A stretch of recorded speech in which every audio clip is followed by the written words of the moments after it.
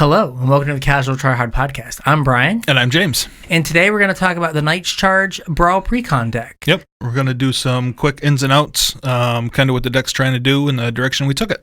Yeah, so if you want to give us some of your ideas or what you think, you can get at us on Twitter at Casual Tripod. You can find us on Facebook at Casual Try Hard MTG.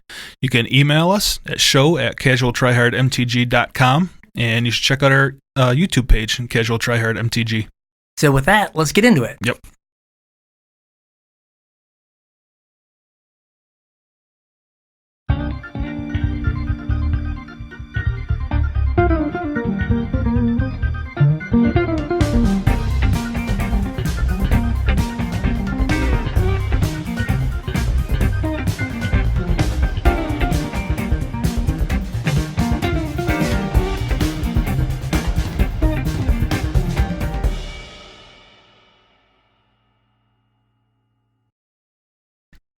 Next up is the Mardu Commander, affectionately known as Mardudu. Mardudu.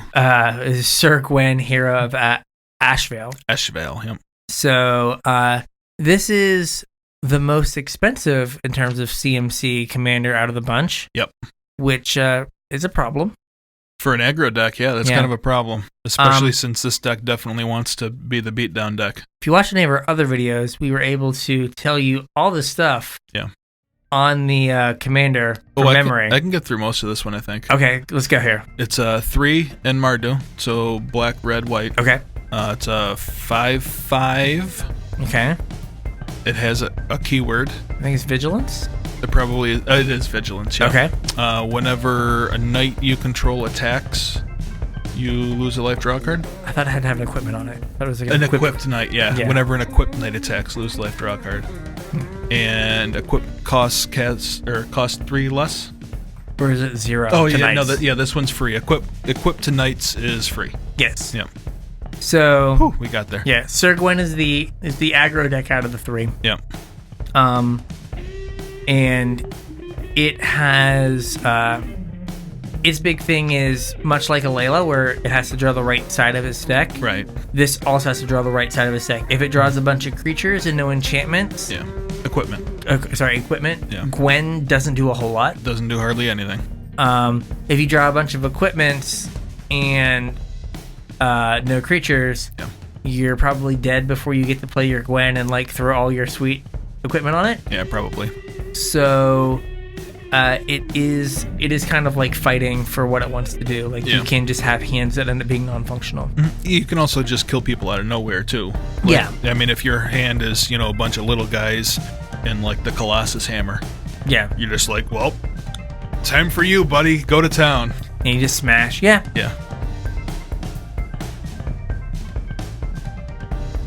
So what you get in the deck that's notable is you get Sir Gwen.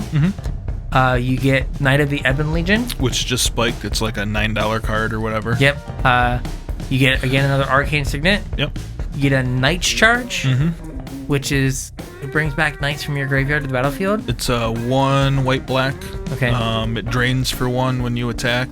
Okay. And you can pay 7 mana to return all knights from your graveyard to the battlefield. Okay. That card is. There's a lot of hype for it in EDH in general. Gotcha. So that card's kind of expensive too. Okay. And then there's a Godless Shrine as the shock. Yep, the shock for this one. So same kind of thing that you did last time. Yep. Swapped out the Guild Gates for Shocklands and a Temple. Fable Passage. Okay. Yep. We also added in Embercleave, which is great in this deck. Yeah. Flash in your Embercleave. Win the game. Also, this deck probably wants Circle of Loyalty. Yes. It's really good in here. You have a bunch of knights, so it's going to be super cheap. And just make all of them bigger. Yeah, makes them all bigger. You can make a bunch more knights. We added in a little bit of removal with Lava Coil and Bedevil. Yep. Kind of cards that don't really cost a whole lot of mana, so you don't mind throwing them in. You can still do that and your Knight's thing on the same turn. We added in a Cavalier Flame as a way to cheese out some wins, pump your team, win the game. Also a Judith for the same reason. Yeah, just pump the team. Yep, Anthem effect, and then if somebody wants to get into combat with you, all your stuff dies, and Judith shoots things to death. And then added a Revival Revenge. Okay. But now that we're sitting here doing this episode, I don't remember what this card does. It's a split card. It's the Orzhov split card. It's the Orzhov split card. Like the 4 black-white side, like your opponent loses 10 life and you gain 10 life or something. Okay. Oh, and the other side is like Mini Sun Titan, right? Return a creature CMC 3 or less. Something like that, yeah. Yeah. Okay, we got there. Yeah, and then we cut some stuff that wasn't super great. The Filemire Knight is great and constructed, but probably not fantastic in this deck. Yeah. Fireborn Knight, same thing. That's it just doesn't seem great anywhere. The hybrid red-white Knight. Yes.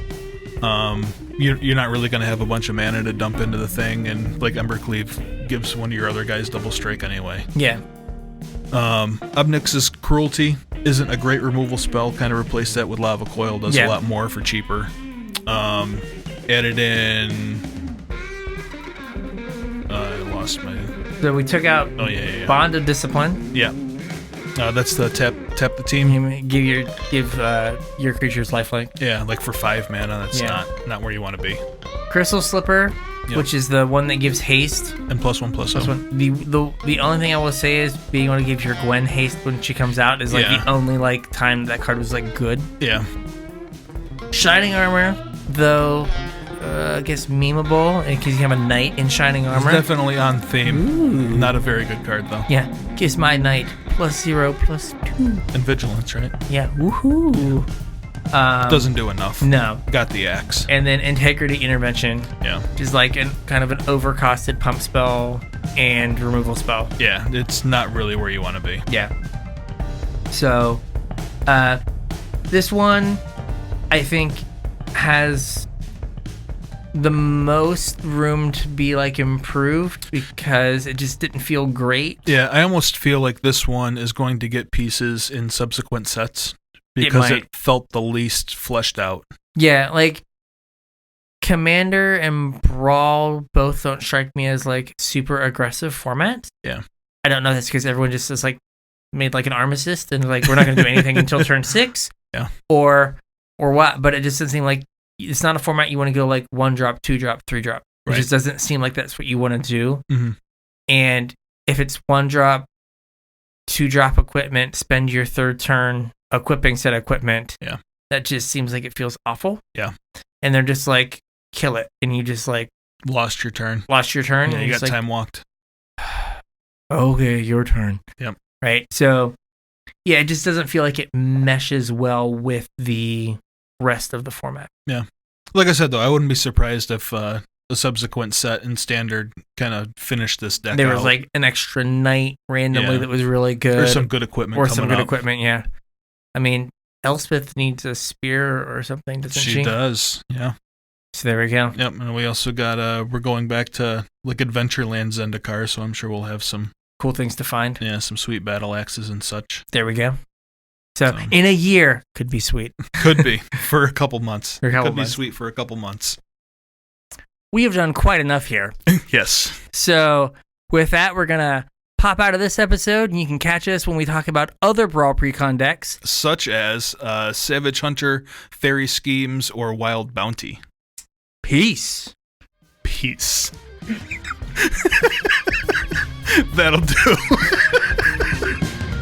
Oh, man.